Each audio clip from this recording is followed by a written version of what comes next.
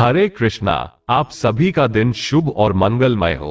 भगवान श्री कृष्ण की कृपा आप और आपके परिवार जनों पर सदा सर्वदा बनी रहे। हिंदी पंचांग के अनुसार माघ मास के शुक्ल पक्ष की एकादशी तिथि को जया एकादशी का व्रत रखा जाता है। स्वयं भगवान कृष्ण जया एकादशी का महत्व बताते हुए कहते हैं कि माघ मास के शुक्ल पक्ष में पड़ने वाली जया एकादशी बहुत ही पुण्य देने वाली है। इस दिन व्रत रखने से भूत प्रेत पिशाच की योनि से मुक्ति मिल जाती है। जो व्यक्ति श्रद्धा पूर्वक जया एकादशी का व्रत रखता है वो ब्रह्म हत्या जैसे महापाप से भी मुक्त हो जाता है और भगवान श्री हरि की कृपा से उसे जीवन की समस्त सुखों की प्राप्ति होती है। जया एकादशी के दिन अपनी सामर्थ्य के अनुसार कुछ न कुछ दान अवश्य करना चाहिए। अगर संभव हो तो इस दिन गंगा जी में या फिर प्रयाग में स्नान करना चाहिए। भगवान श्री हरि में विश्वास रखने वाले भक्तों को अपने जीवन में एकादशी का व्रत रखने के साथ ही आज के दिन मां लक्ष्मी जी की भी पूजा करनी चाहिए। इस व्रत को करने से जीवन में धन धान्य, मान सम्मान, अच्छी सेहत, ज्ञान, संतान सुख, पारिवारिक सुख और मनवांछित फल भी प्राप्त होता है। अगर घर में कलह क्लेश हो, आर्थिक समस्या बनी हुई हो या आपके जीवन की कितनी भी बड़ी मुश्किल हो, उसकी मुक्ति के लिए, उससे छुटकारा पाने के लिए अगर आप भगवान श्री हरि से आज के दिन आप प्रार्थना करते हैं तो भगवान श्री हरि आपकी प्रार्थना अवश्य स्वीकार करते हैं, लेकिन कुछ विशेष नियमों का पालन जरूर आपको करना होगा।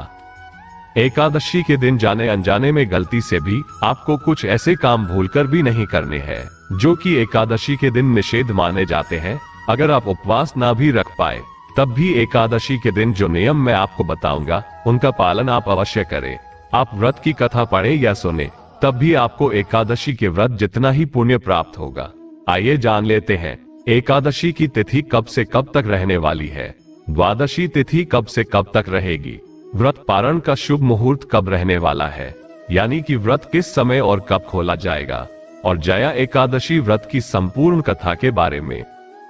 साल 2024 में 20 फरवरी मंगलवार के दिन जया एकादशी का व्रत रखा जाएगा। इस बार एकादशी की तिथि 2 दिन रहने वाली है। ऐसे में व्रत हमेशा उस तिथि में रखना चाहिए जिसके अगले दिन व्रत खोलने का शुभ समय प्राप्त हो रहा हो, यानी व्रत खोलते समय हरिवासर का समय न हो। व्रत खोलने का सबसे उत्तम समय सुबह का माना जाता है। एकादशी तिथि प्रारंभ होगी 19 फरवरी सोमवार को सुबह 8:51 से और समाप्त होगी 20 फरवरी मंगलवार की सुबह 9:55 पर। तो ऐसे में 20 फरवरी वाली एकादशी जो है वो दूजी एकादशी, द्वादशी तिथि युक्त एकादशी रहेगी, जिसमें व्रत रखना बहुत ही शुभ माना जाता है। द्वादशी तिथि प्रारंभ होगी 20 फरवरी मंगलवार की सुबह 9:56 से, जिसकी समाप्ति 21 फरवरी बुधवार की सुबह 11:27 पर हो जाएगी। द्वादशी तिथि लगते ही हरिवासर का समय भी शुरू हो जाएगा, इसलिए मंगलवार के दिन व्रत खोलने का कोई भी शुभ मुहूर्त प्राप्त नहीं होगा। इसलिए मंगलवार को व्रत रखकर बुधवार को ही व्रत खोला जाएगा। व्रत पारण की तिथि और शुभ मुहूर्त रहेगा 21 फरवरी बुधवार को सुबह 7 बजे से 9:21 के बीच में। हरिवासर का जो समय है वह मंगलवार को दोपहर 3 बजे तक समाप्त होगा। सुबह से लेकर हरिवासर रहेगा, इसलिए भूले से भी हरिवासर के समय व्रत न खोले। इसलिए सभी श्रद्धालुओं को सलाह दी जाती है कि मंगलवार को व्रत रखकर बुधवार को ही व्रत का पारण करें।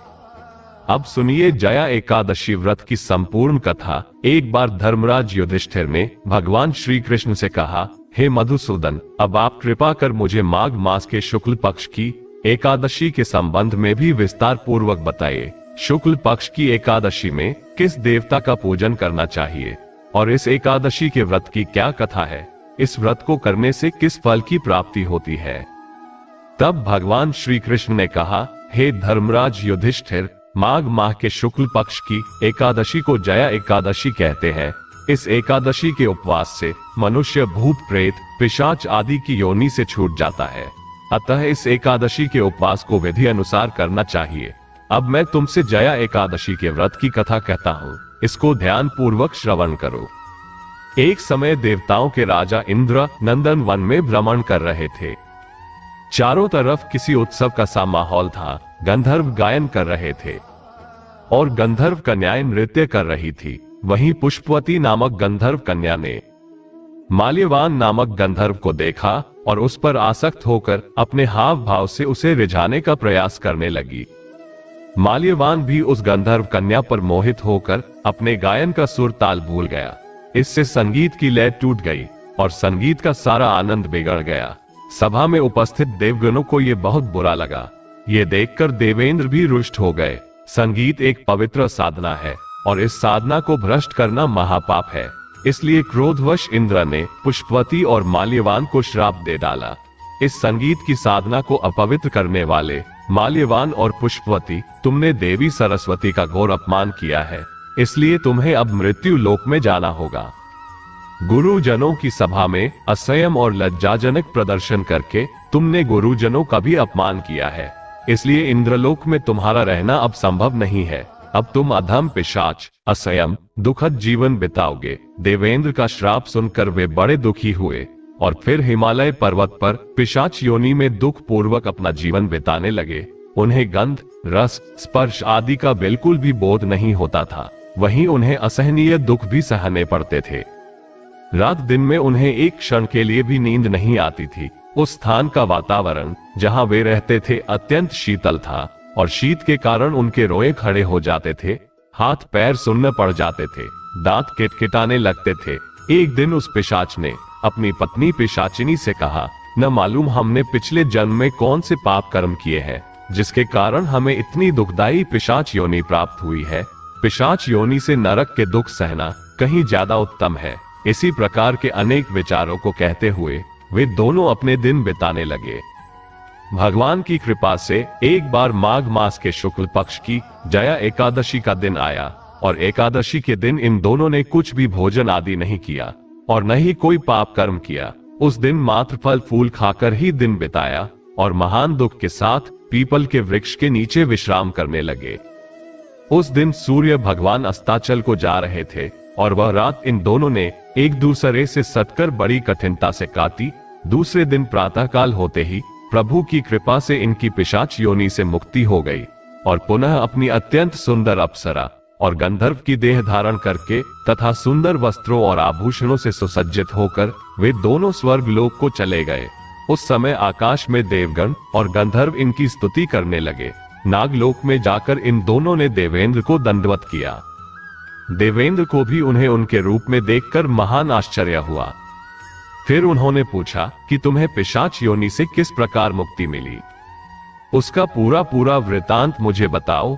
देवेंद्र की बात सुनकर माल्यवान ने कहा, हे देवताओं के राजा इंद्र, श्री हरि की कृपा तथा जया एकादशी के व्रत के पुण्य से हमें पिशाच योनि से मुक्ति मिली है।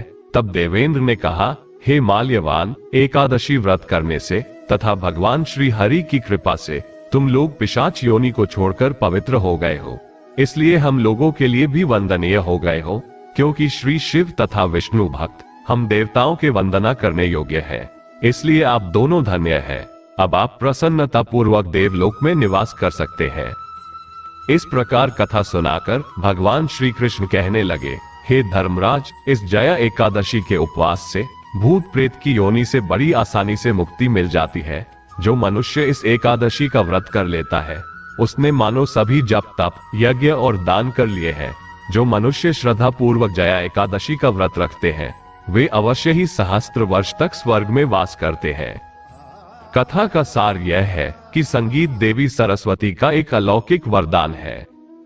ये एक साधना है, एक विद्या है और इसमें पवित्रता बनाए रखना अत्यंत आवश्यक है। जिस सभा में अपने से बड़े गुरुजन आदि उपस्थित हों, वहां प्राणी को संयम और मर्यादा को बनाए रखना चाहिए ताकि गुरुजनों का अपमान न हो, उनका सम्मान बना रहे, क्योंकि गुरुजनों का अपमान करने वाला मनुष्य घोर नरक का भागी होता है। आशा करता हूँ आपको ये कथा अच्छी लगी होगी। अच्छी लगी हो तो प्लीज वीडियो को लाइक जरूर कीजिएगा और आपके अपने चैनल राम राम जी को सब्सक्राइब करना मत भूलना। मिलते हैं अगली वीडियो में, तब तक के लिए राम राम जी।